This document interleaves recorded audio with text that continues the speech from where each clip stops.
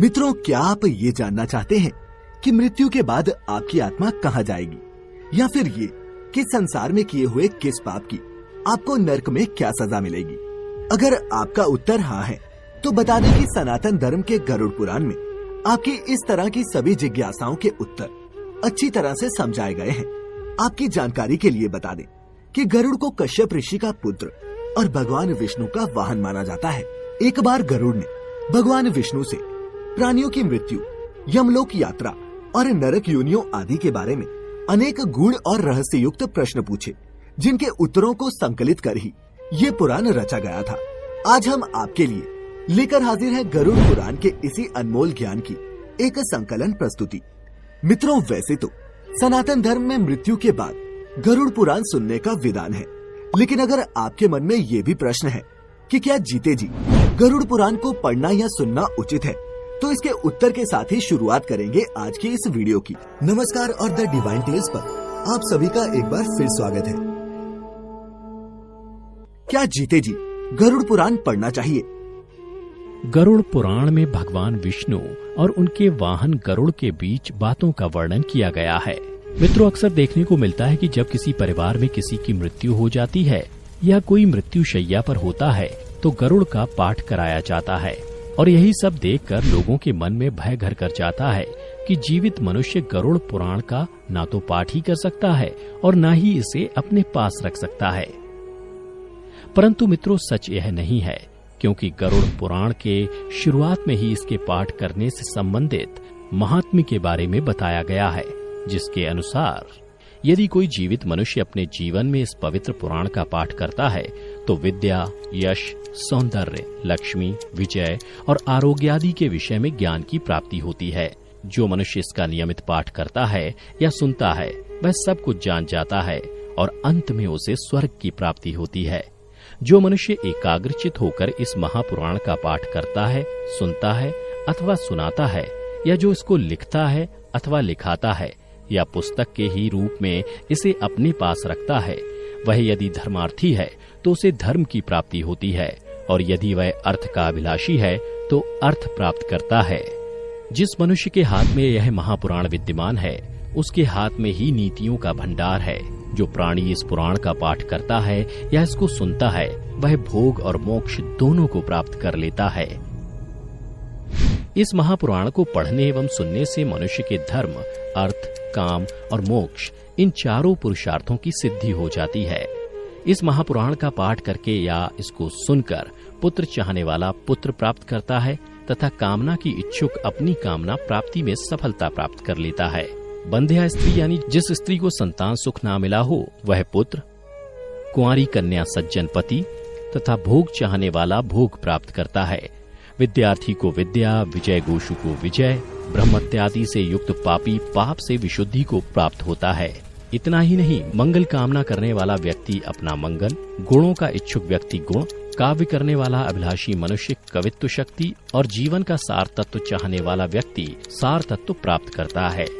ज्ञानार्थी संपूर्ण संसार का मर्दन करने वाला ज्ञान प्राप्त करता है। पक्षी श्रेष्ठ गरुड़ के द्वारा कहा गया यह गरुड़ पुराण धन्य है। यह तो सबका कल्याण करने वाला है। जो मनुष्य इस महापुराण के एक श्लोक का पाठ करता है उसकी अकाल मृत्यु नहीं होती। इसके मात्र आधे श्लोक का पाठ करने से निश्चित ही शत्रु का क्षय हो जाता है। इसलिए यह गरुड़ पुराण मुख्य और शास्त्र सम्मत पुराण है। विष्णु धर्म के प्रदर्शन में गरुड़ पुराण के समान कोई दूसरा पुराण नहीं है। जैसे देवों में जनार्दन श्रेष्ठ हैं, वैसे ही पुराणों में यह गरुड़ पुराण हरि के तत्व निरूपण में मुख्य कहा गया है। इस गरुड़ पुराण में हरि ही प्रतिपाद्य हैं, इसलिए हरि ही नमस्कार करने योग्य हैं, हरि ही शरण्य हैं और वे हरि ही सब प्रकार से सेवा करने योग्य हैं। यह गरुड़ पुराण बड़ा ही पवित्र और पुण्यदायक है। यह सभी पापों का विनाशक एवं सुनने वालों की समस्त कामनाओं का पूरक है।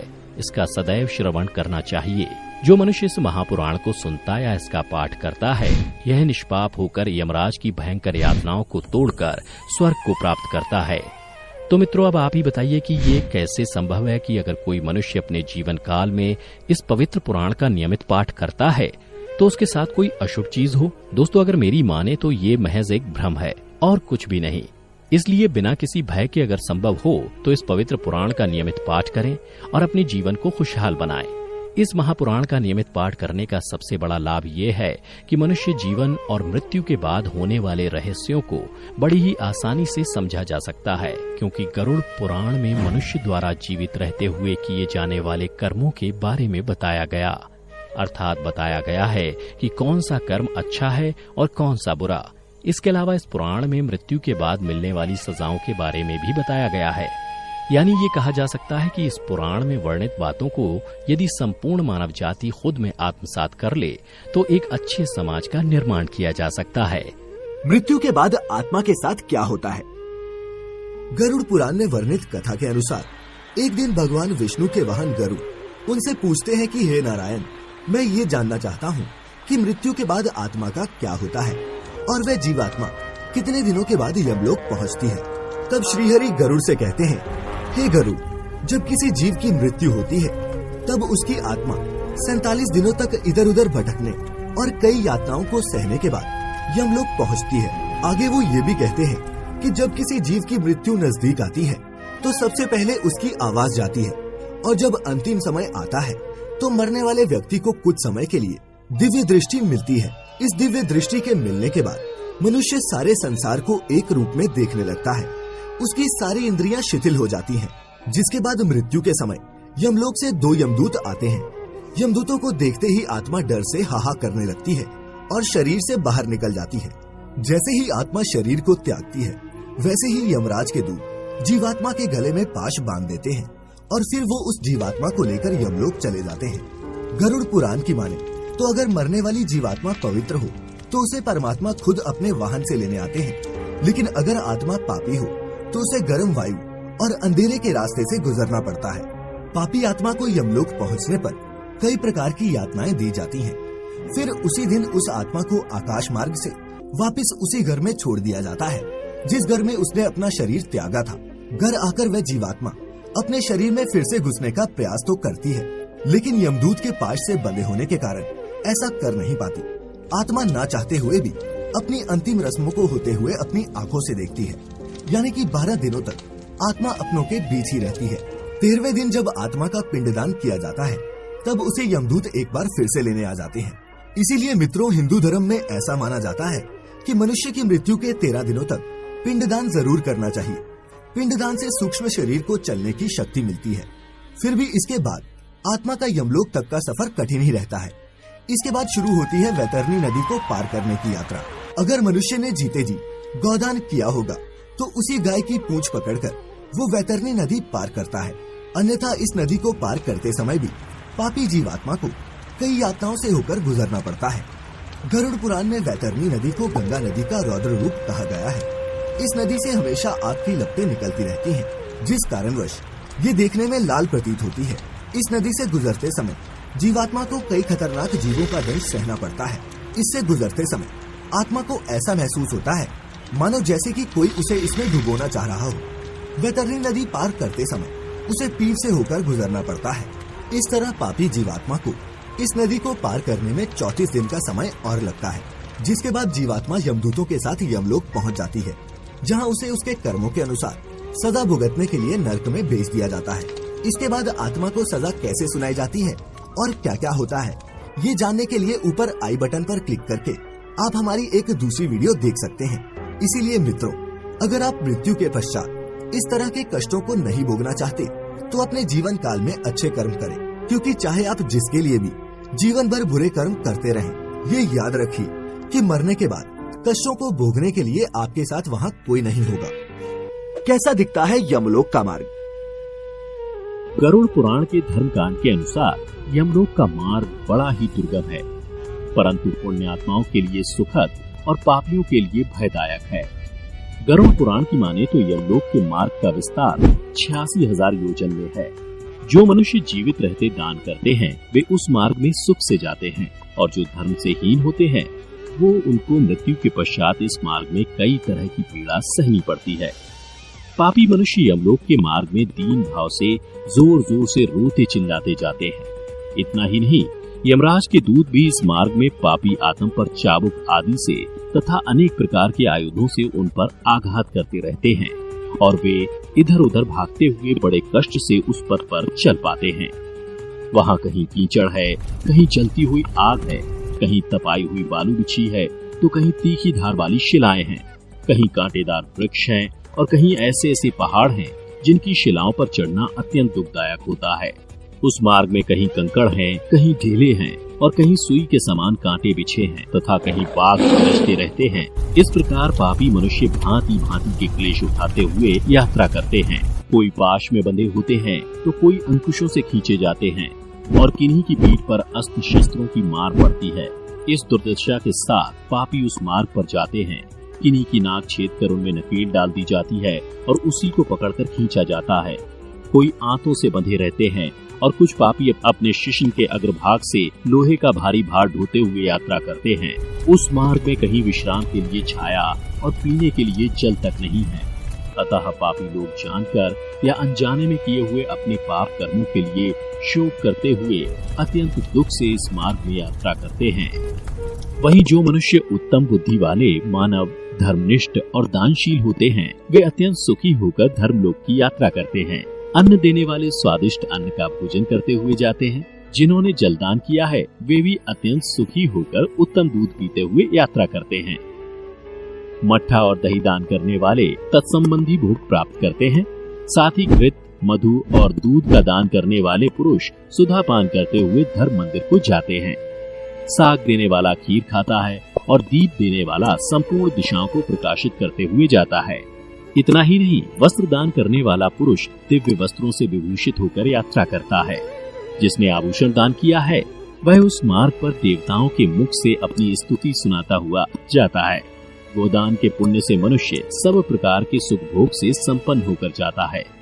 घोड़े, हाथी तथा रथ की सवारी का दान करने वाला पुरुष संपूर्ण भोगों से युक्त विमान द्वारा धर्मराज के मंदिर को जाता है। जिस श्रेष्ठ पुरुष ने माता पिता की सेवा शुश्रूषा की है वह देवताओं से पूजित हो प्रसन्न चित्त होकर धर्मराज के घर जाता है। जो यतियों, व्रतधारियों तथा श्रेष्ठ ब्राह्मणों की सेवा करता है वह बड़े सुख से धर्मलोक को जाता है। जो संपूर्ण भूतों के प्रति दया भाव रखता है वह द्विज देवताओं से पूजित हो सर्वभोग संबंधित विमान द्वारा यात्रा करता है। विद्या दान में तत्पर रहता है वह ब्रह्मा जी से पूजित होता हुआ जाता है। पुराण पाठ करने वाला पुरुष मुनीश्वरों द्वारा अपनी स्तुति सुनता हुआ यात्रा करता है। इस प्रकार धर्मपरायण पुरुष सुख पूर्वक धर्मराज के निवास स्थान को जाते हैं। और जब ऐसी पुण्यात्मा यमलोक के द्वार पर पहुंचती हैं, तो धर्मराज 4 भुजाओं से युक्त हो शंख, चक्र, गदा और खड़ग धारण करके बड़े स्नेह से मित्र की भांति उस पुण्यात्मा पुरुष की पूजा करते हैं और इस प्रकार कहते हैं, हे बुद्धिमानो, मैं श्रेष्ठ पुण्यात्मा पुरुषो, जो मानव जन्म पाकर पुण्य नहीं करता है वही पापियों में बड़ा है और वह आत्मघात करता है।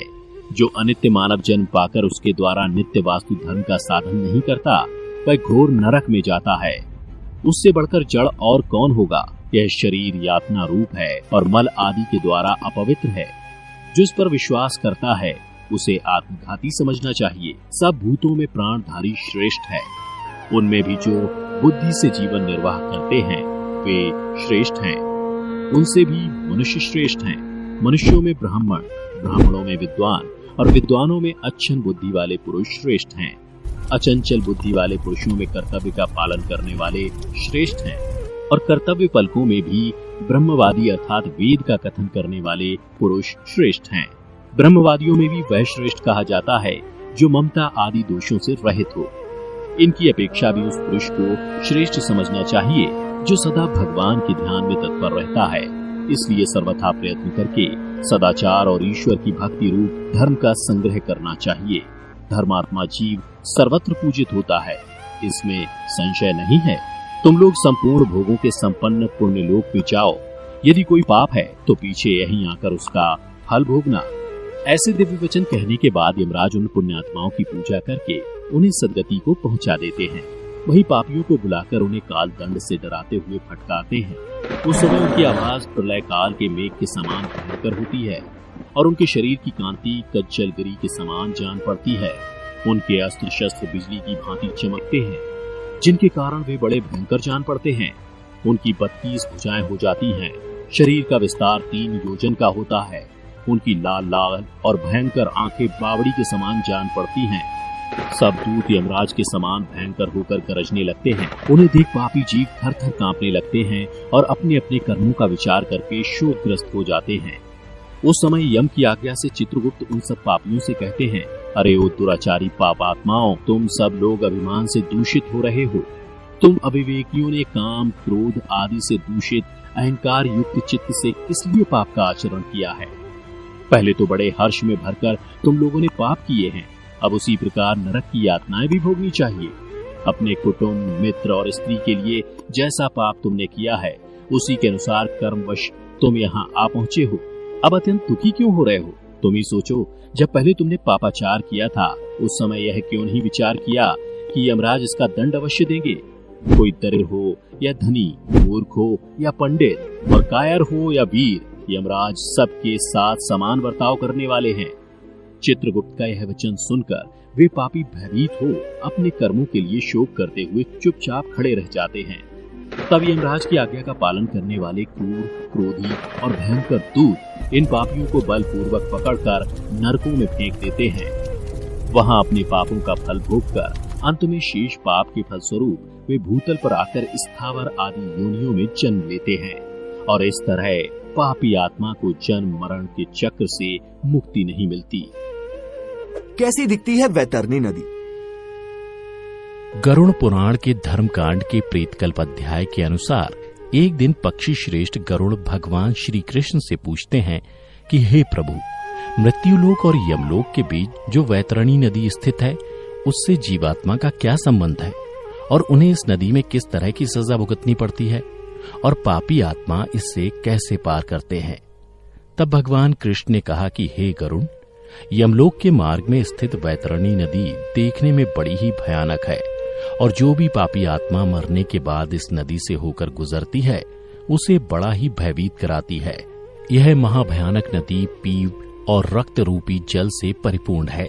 इतना ही नहीं, यह नदी मांस और कीचड़ से भरी हुई है। यह नदी पापियों को देखकर कई तरह के भयाक्रांत स्वरूप को धारण कर लेती है। पापी आत्मा की नदी में प्रवेश करते ही इस नदी का जल पात्र के मध्य में घी की भांति तुरंत खौलने लगता है। उसका जल कीटाणुओं एवं वज्र के समान सूंड वाले जीवों से व्याप्त है। साथ ही इस नदी में घड़ियाल, वज्रदंत तथा इनके ही जैसे अनेकों हिंसक एवं मांस भक्षक जलचरों से भरी हुई है। और नदी में जैसे ही पापी आत्मा का प्रवेश होता है, वह 12 सूर्य की गर्मी के समतुल्य तपने लगती है। उससे उस महाताप में पापी चिल्लाते हुए करुण विलाप करने लगते हैं। ताप के कारण पापी आत्मा अपनों को पुकारने लगती है और जब कोई उसके पास नहीं आता तो वो उस भयंकर धूप में इधर उधर भागने लगती है और तब उसे ताप बर्दाश्त नहीं होता तो वह आत्मा उस दुर्गंधपूर्ण जल में डुबकी लगाती है और अपनी आत्मग्लानि से व्यथित होती है। फिर श्री कृष्ण कहते हैं कि हे गरुड़, कुछ जीवात्माएं ऐसी भी होती हैं जिन्हें मृत्यु के पश्चात इसी वैतरणी नदी में रहना पड़ता है। जैसे कि जो अपने जीवन काल में आचार्य, गुरु, माता पिता एवं अन्य वृद्ध जनों की अवमानना करते हैं, उसे इसी महानदी में रहना होता है।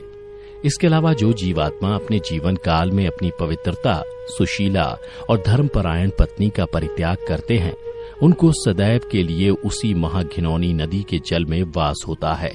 साथ ही जो जीवात्मा जीवित रहते हुए अपने स्वामी, मित्र, तपस्वी, स्त्री, बालक एवं वृद्ध का वध करते हैं, वे इसी महानदी में ही गिरते हैं। साथ ही आग लगाने वाला, विष देने वाला, झूठी गवाही देने वाला, मद्य पीने वाला, यज्ञ का विध्वंस करने वाला, राजपत्नी के साथ गमन करने वाला, चुगलखोरी करने वाला, कथा में विघ्न करने वाला, स्वयं की दी हुई वस्तु का अपहरण करने वाला, खेत की मेड़ और सेतु को तोड़ने वाला, दूसरे की पत्नी को प्रदर्शित करने वाला, प्यासी गायों की बावली को तोड़ने वाला, कन्या के साथ व्यभिचार करने वाला, कपिला का दूध पीने वाला, शूद्र तथा मांस भोजी ब्राह्मण मरने के बाद वैतरणी नदी में वास करते हैं। इन सब के अलावा अहंकारी, पापी तथा अपनी झूठी प्रशंसा करने वाला, कृतघ्न, गर्भपात करने वाला वैतरणी में निवास करता है। परंतु इन पापी जीवात्माओं में जिसने मकर और कर्क की संक्रांति सूर्य, चंद्र ग्रहण, संक्रांति, अमावस्या अथवा अन्य पुण्य काल के आने पर श्रेष्ठतम दान दिया हो, उसे एक निश्चित समय के पश्चात इस नदी से यमदूतों के द्वारा निकाल लिया जाता है। इसलिए प्राणियों को चाहिए कि वे जीवित रहते दान करें और धर्म का संग्रह करें। इसके अलावा जो जीवात्मा जीवित रहते हुए गोदान करता है, यानी काले अथवा लाल रंग को 2 काले रंग के वस्त्रों से आच्छादित करके ब्राह्मणों को दान दे देता है, उसे भी इस नदी की यातनाओं से मुक्ति मिल जाती है। इसलिए हिंदू धर्म में मृत्यु से पहले गोदान कराया जाता है। ऐसा माना जाता है कि गोदान करने से मनुष्य उसी गाय की पूंछ पकड़कर उस नदी को पार करता है और उसे सुकर्म के प्रभाव से ऐहिक और पारलौकिक सुख की प्राप्ति होती है। इसीलिए दोस्तों, मनुष्यों को चाहिए कि वह अपने जीवन काल में अधिक से अधिक धर्म का संग्रह करे, जिससे कि उसे मृत्यु के बाद किसी तरह का कष्ट न झेलना पड़े। कैसा दिखता है यमलोक? गरुड़ पुराण में जब गरुड़ भगवान श्री हरि विष्णु से यमलोक के विषय में प्रश्न करते हैं, तब उत्तर में भगवान यमलोक तक जाने वाले रास्तों और यमलोक की व्याख्या करते हैं। तो आइए जानते हैं भगवान विष्णु ने यमलोक का वर्णन किस प्रकार किया है। वास्तव में यमलोक उन्हीं आत्माओं को ले जाया जाता है जो पापी होते हैं। यमलोक में यमराज निवास करते हैं। जिन आत्माओं ने अच्छे कर्म किए होते हैं, जैसे दया, दान आदि, उनको स्वर्ग लोक की प्राप्ति होती है। जब किसी पापी व्यक्ति की मृत्यु का समय निकट होता है, तब यमराज के दूत उसके पास आते हैं और जैसे ही आत्मा शरीर से बाहर निकलती है, यमदूत आत्मा को अपने साथ यमलोक ले जाते हैं। यमदूतों का रूप बहुत ही भयंकर है। ये डरावने दिखते हैं और आत्मा को प्रताड़ित करते हुए यमलोक लेकर जाते हैं। इसका अर्थ है कि शरीर त्यागते ही पापी आत्माओं को प्रताड़ना मिलना आरंभ हो जाती है। यमदूत जिन रास्तों से आत्मा को यमलोक लेकर जाते हैं, ये रास्ते भी बहुत डरावने और कष्टदायी हैं। आत्मा को राहत प्रदान करने वाली एक भी वस्तु इन रास्तों पर नहीं पाई जाती। इन रास्तों में भयंकर गर्मी होती है और पानी की एक बूंद से लेकर वृक्ष की छाया तक कुछ भी नहीं मिलता।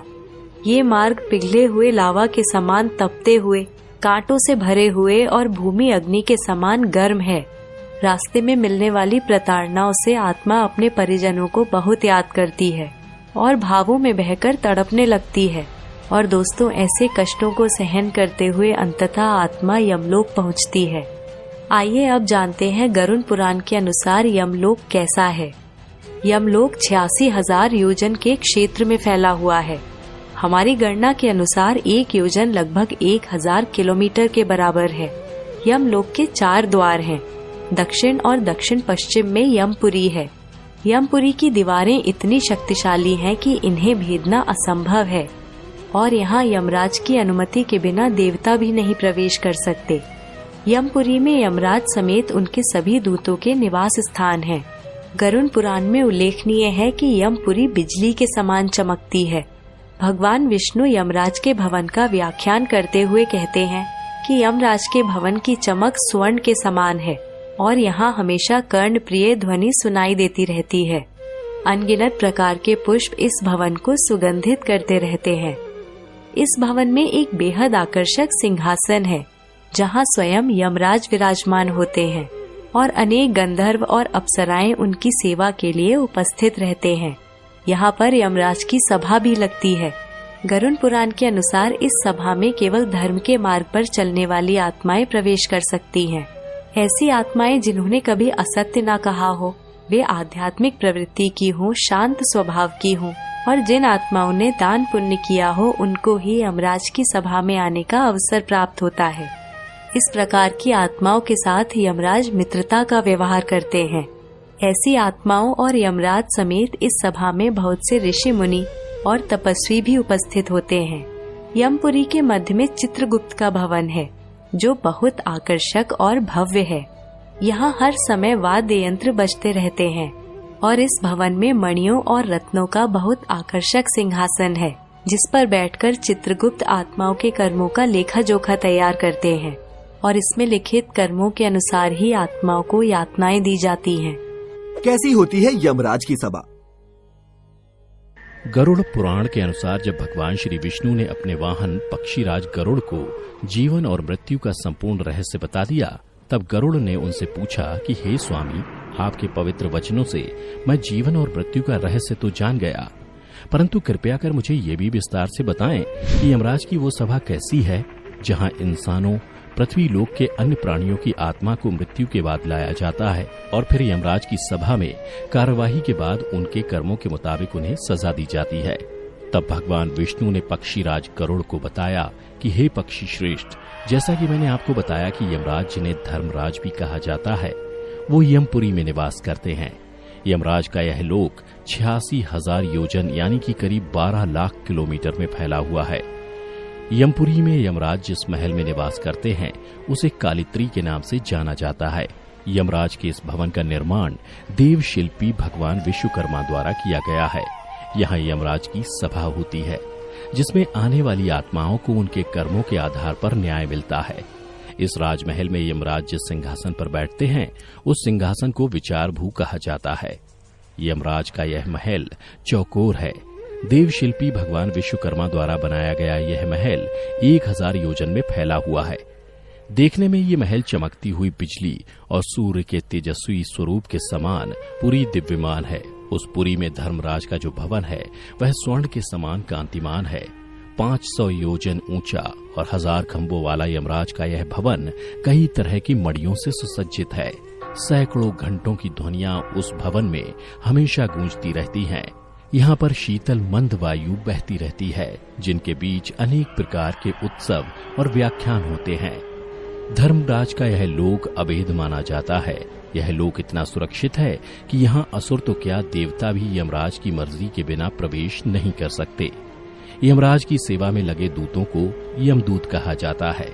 यमलोक के द्वारपाल को धर्मध्वज कहा जाता है। यहाँ महांड और काल पुरुष नाम के 2 प्रमुख रक्षक हैं। यमलोक में मृत आत्माओं के प्रवेश के लिए 4 द्वार बनाए गए हैं। मृत्यु के बाद आत्मा को यमदूत मृतक के कर्मों के अनुसार उचित दरवाजे से प्रवेश कराते हैं। सात्विक विचारों वाले, माता पिता गुरुजनों का आदर करने वाले और सत्यवादी लोगों को पूर्व के दरवाजे से प्रवेश मिलता है। वहीं साधु संतों को उत्तर के द्वार से प्रवेश मिलता है और दान पुण्य करने वाले व्यक्तियों को पश्चिम द्वार से प्रवेश मिलता है, जबकि दक्षिण द्वार से पापियों को प्रवेश मिलता है। उत्तरी द्वार से जो भी आत्मा यमलोक में प्रवेश करती है उसे किसी भी तरह की कार्यवाही का सामना नहीं करना पड़ता। अर्थात इस द्वार से प्रवेश का अर्थ है कि उस आत्मा को सीधे स्वर्ग में स्थान मिल जाता है। इतना ही नहीं, इस द्वार से प्रवेश करने वालों का स्वागत स्वयं अप्सराएं करती हैं। इसके अलावा यमलोक के मध्य भाग में यमराज के सहायक चित्रगुप्त का भवन बना हुआ है जिसका विस्तार 25 योजन है, जिसकी ऊंचाई 10 योजन है। चित्रगुप्त का यह भवन लोहे की सरियों द्वारा चारों ओर से घिरा हुआ है। इसमें आने जाने के लिए सैकड़ों गलियां हैं और सैकड़ों पताकाओं से यह सुशोभित रहता है। सैकड़ों दीपक इस भवन में प्रज्वलित रहते हैं। इतना ही नहीं, चित्रगुप्त के इस भवन को सुंदरतम चित्रों से सजाया गया है। इस भवन में मुक्तामणियों से निर्मित एक दिव्य आसन है जिसके ऊपर बैठकर चित्रगुप्त मनुष्यों तथा अन्य प्राणियों की आयु गणना करते हैं। साथ ही कोई भी प्राणी जो कर्म करता है वह सब कुछ चित्रगुप्त लिखते हैं। चित्रगुप्त के अलावा यमराज की सभा में कई चंद्रवंशी और सूर्यवंशी राजा होते हैं जो सलाहकार की भूमिका निभाते हैं। इनकी सलाह पर ही यमराज सजा का निर्धारण करते हैं और मृत्यु के बाद जब मृत आत्मा को यमलोक लाया जाता है तो पृथ्वी लोक की तरह ही यहाँ भी सभा का आयोजन किया जाता है, परंतु यहाँ किसी तरह का भेदभाव नहीं किया जाता। मृत आत्मा को यमराज की सभा में पहुंचते ही चित्रगुप्त एक एक कर उसके कर्मों के बारे में सभा में पढ़कर सुनाते हैं। फिर यमराज अपने सभी सभासदों से सलाह मशवरा करने के बाद उस आत्मा के लिए दंड का निर्धारण करते हैं, जिसके बाद आत्मा को दंड भुगतने के लिए नरक में भेज दिया जाता है। और अगर कोई आत्मा अपने जीवन काल में पाप से अधिक पुण्य अर्जित किया रहता है तो उसे स्वयं यमराज स्वर्गलोक के प्रवेश द्वार तक छोड़ आते हैं। लेकिन दर्शकों, आपको ये भी बता दूं कि मृत्यु के पश्चात जब आत्मा को यमलोक ले जाया जाता है तो उन्हें अपने कर्मों के हिसाब से मार्ग में भी कई तरह की यातनाओं का सामना करना पड़ता है, क्योंकि ऐसा माना जाता है कि मृत्यु लोक से यमलोक तक का मार्ग बड़ा ही दुर्गम है। इस मार्ग में हमेशा अग्नि दहकती रहती है और जब कोई पापी आत्मा इस मार्ग से होकर गुजरती है तो उसका पांव जलने लगता है, जिसकी वजह से उसके पांव में फोड़े हो जाते हैं जो बड़ी ही पीड़ादायक होते हैं, जबकि पुण्यात्मा को यही मार्ग शीतलता प्रदान करती है।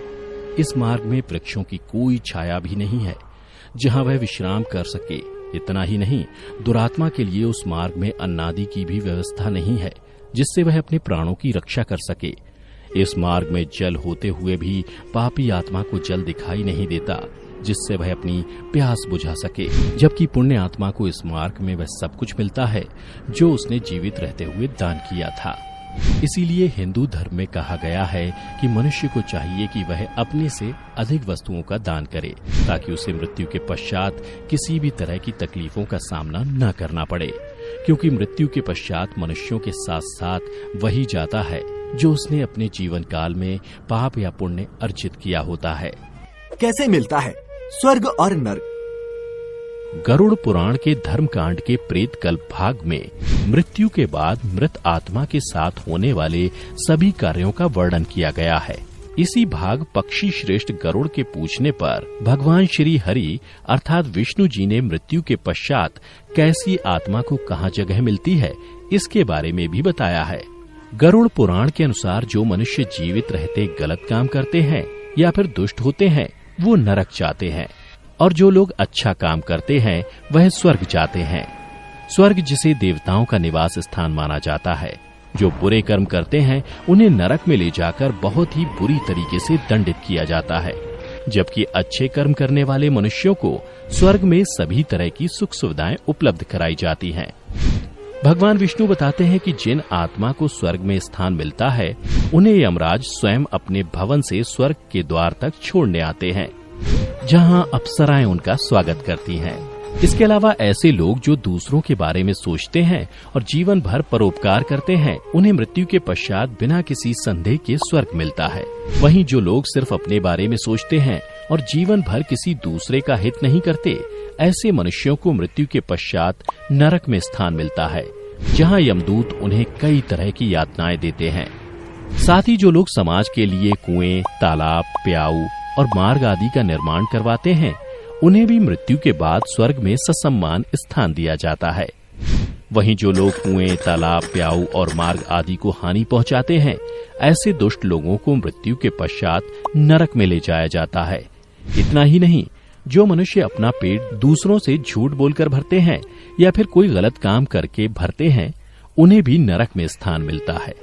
गरुड़ पुराण में आगे विष्णु जी बताते हैं कि जो मनुष्य स्त्रियों का सम्मान करता है, कन्या को बोझ नहीं बल्कि देवी लक्ष्मी का रूप मानकर उसकी पूजा करता है, आत्महत्या जैसा प्रकृति विरुद्ध कदम नहीं उठाता बल्कि प्रकृति के द्वारा निश्चित जीवन चक्र को पूरा कर मृत्यु को प्राप्त करता है, उसे भी मृत्यु के पश्चात स्वर्ग की प्राप्ति होती है।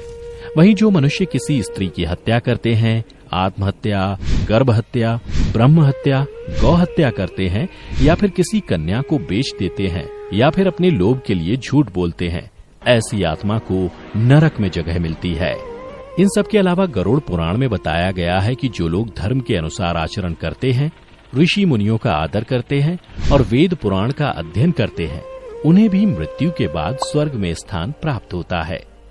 जबकि जो लोग धर्म को नहीं मानते, उसकी निंदा करते हैं, साथ ही ऋषि मुनियों, वेद पुराण की निंदा कर उसका मजाक उड़ाते हैं, वो नरक जाते हैं। गरुड़ पुराण में यह भी बताया गया है कि मनुष्यों को जीवित रहते दीनहीनों पर दया करनी चाहिए, जिससे उन्हें पुण्य प्राप्त होता है और मृत्यु के पश्चात यही पुण्य कर्म उसे स्वर्ग में स्थान दिलवाता है। लेकिन कई ऐसे व्यक्ति होते हैं जो अनाथ, गरीब, बच्चों, बूढ़े आदि पर दया नहीं दिखाते, ऐसे लोग नरक में जाते हैं। इसके अलावा गरुड़ पुराण में यह भी बताया गया है कि मनुष्य जब भोजन करे तो उससे पहले उसे किसी न किसी को अवश्य भोजन कराना चाहिए, या जब भी कोई उसके दरवाजे पर दीनहीन व्यक्ति खाना मांगने या पानी मांगने आए तो उसे अवश्य खाना खिलाए और उसकी प्यास बुझाए। इससे मनुष्य को अक्षय पुण्य की प्राप्ति होती है। और जो मनुष्य ऐसा काम नहीं करता बल्कि अपने दरवाजे पर आए ऐसे लोगों को अपमानित करता है, तो वह स्वतः अपने लिए नरक के दरवाजे खोल लेता है। साथ ही गरुड़ पुराण में भगवान विष्णु ने यह भी बताया कि जो मनुष्य जीवित रहते अपनी आय का एक निश्चित हिस्सा दूसरों पर खर्च करता है या जो ब्राह्मण, साधु, संतों को दान करता है, वह मृत्यु के पश्चात बिना किसी रुकावट के स्वर्ग पहुंचता है। और जो जीवन भर गीता का पाठ करवाता है या करता है या फिर धर्म कर्म, पूजा पाठ, भगवत भजन में संलग्न रहता है उसे स्वर्ग में स्थान मिलता है। इसके अलावा जो मनुष्य अपने गुरुजनों और माता पिता की पूरे मन लगाकर सेवा करता है उसे भी मृत्यु के पश्चात स्वर्ग में स्थान मिलता है। इसीलिए तो कहा गया है कि माता पिता और गुरुजनों के चरणों में ही स्वर्ग है। तो दर्शकों, अगर आप भी जीवन से जुड़े इस गूढ़ रहस्य को जान गए हैं तो आज से ही बुरे काम छोड़ने का प्रयत्न करें और जितना हो सके दीनहीनों की मदद करें, ताकि मृत्यु के पश्चात आपको किसी भी तरह का कष्ट ना भोगना पड़े। क्योंकि गरुड़ पुराण में यह भी बताया गया है कि मनुष्य जीवन भर जैसा कर्म करता है उसे मृत्यु के पश्चात उसी के अनुसार अच्छे या बुरे कर्मों का फल भुगतना पड़ता है। अकाल मृत्यु के बाद मिलने वाली सजा।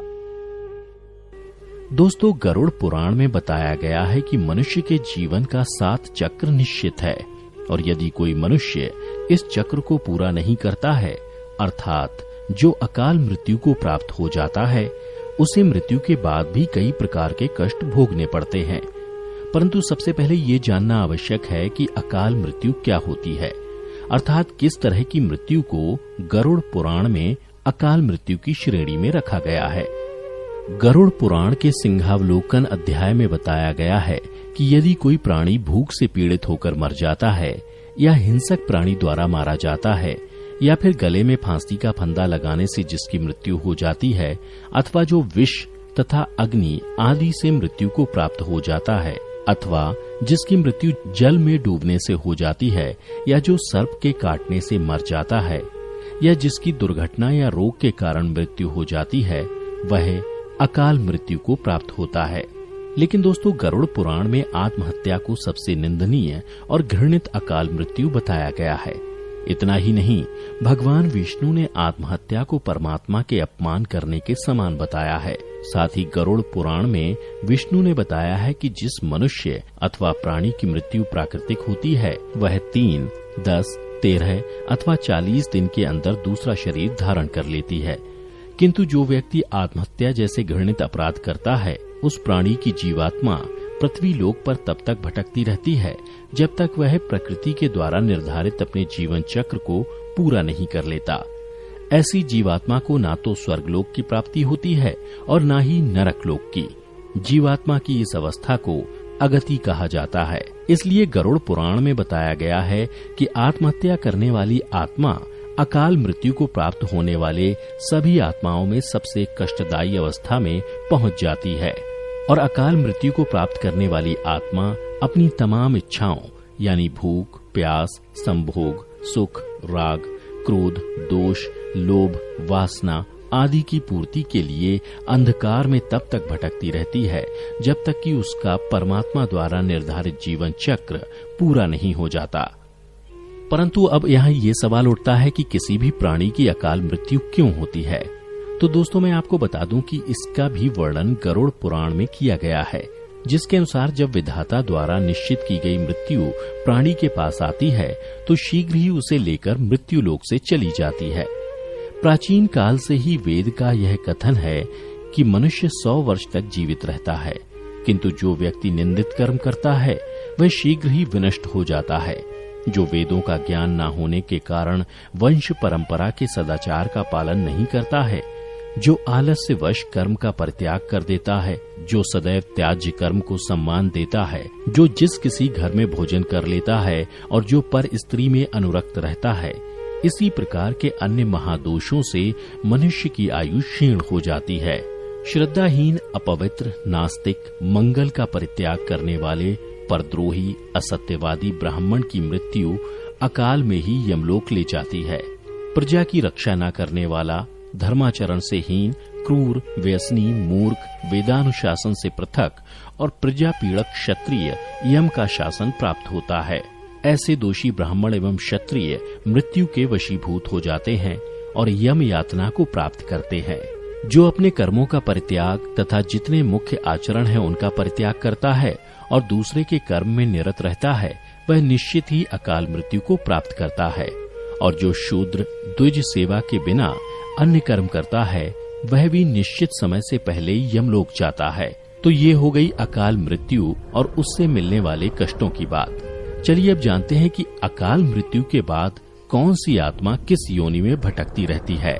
गरुड़ पुराण में बताया गया है कि जो पुरुष अकाल मृत्यु को प्राप्त करता है तो वह भूत, प्रेत, पिशाच, कुष्मांडा, ब्रह्म राक्षस, बेताल या क्षेत्रपाल योनि में भटकता रहता है।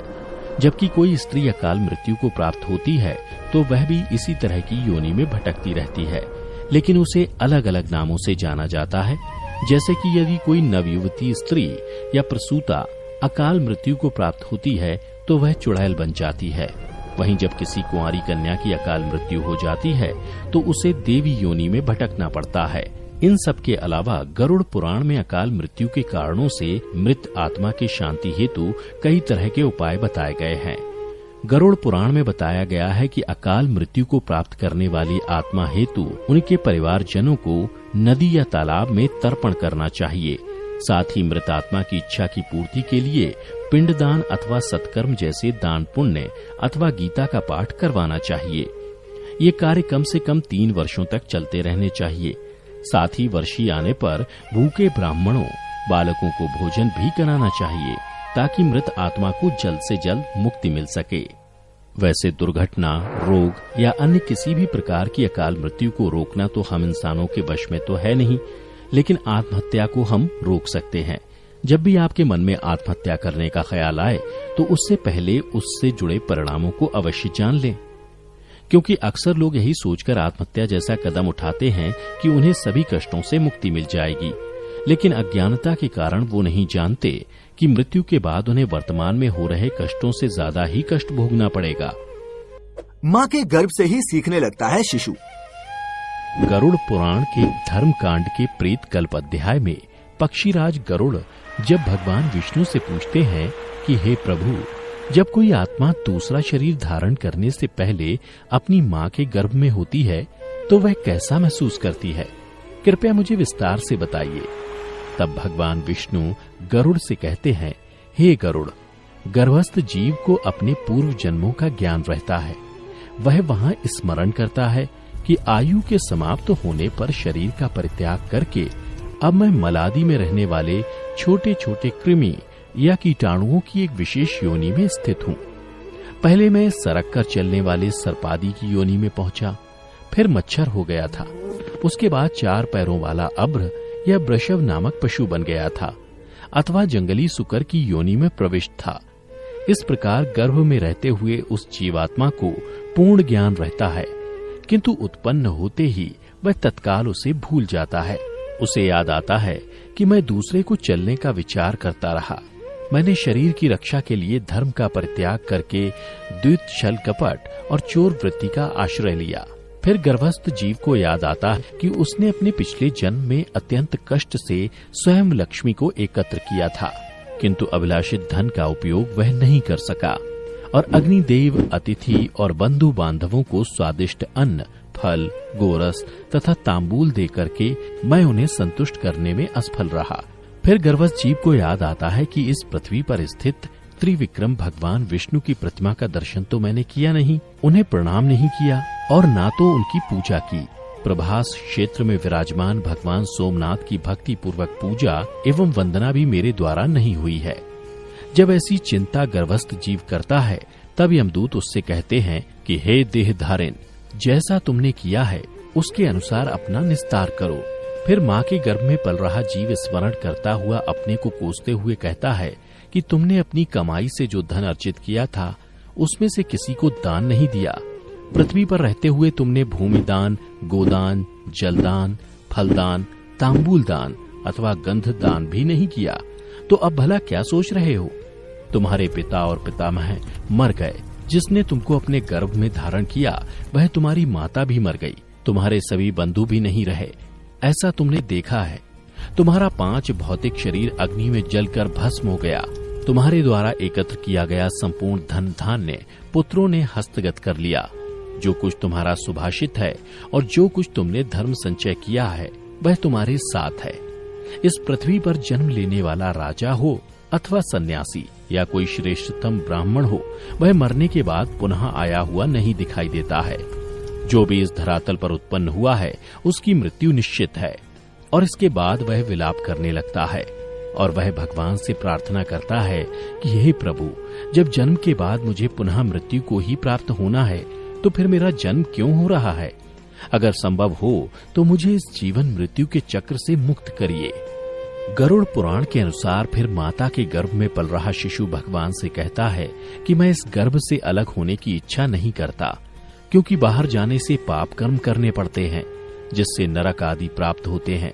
इस कारण बड़े दुख से व्याप्त हूँ। फिर भी दुख रहित हो आपके चरण का आश्रय लेकर मैं आत्मा का संसार से उद्धार करूंगा। माता के गर्भ में पूरे 9 महीने शिशु भगवान से प्रार्थना ही करता है, लेकिन यह समय पूरा होते ही जब प्रसूति के समय वायु से तत्काल बाहर निकलता है तो उसे कुछ याद नहीं रहता। साइंस के अनुसार मां के गर्भ से बाहर आने वाले शिशु को काफी पीड़ा का सामना करना पड़ता है, जिसके कारण उसके मस्तिष्क पर काफी जोर पड़ता है। शायद यही कारण है कि उसे कुछ भी याद नहीं रहता। लेकिन गरुड़ पुराण के अनुसार प्रसूति की हवा से जैसे ही श्वास लेता हुआ शिशु माता के गर्भ से बाहर निकलता है तो उसे किसी बात का ज्ञान भी नहीं रहता। गर्भ से अलग होकर वह ज्ञान रहित हो जाता है। इसी कारण जन्म के समय वह रोता है।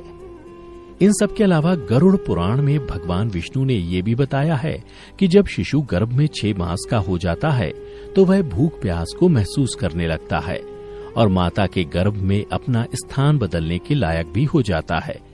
तब वह कुछ कष्ट भी भोगता है।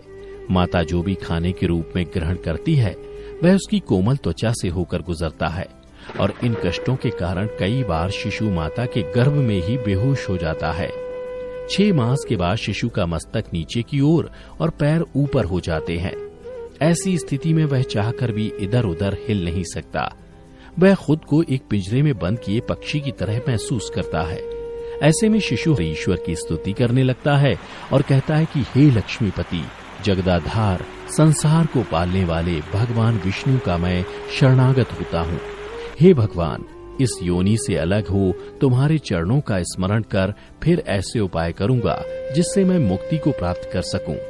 इसके बाद अपने आसपास गंदगी देख वह फिर से भगवान से प्रार्थना करता है और कहता है, हे भगवान, मुझे कब बाहर निकालोगे? सभी पर दया करने वाले ईश्वर ने मुझे ये ज्ञान दिया है। उस ईश्वर की मैं शरण में जाता हूँ, इसलिए मेरा पुनः जन्म मरण होना उचित नहीं है।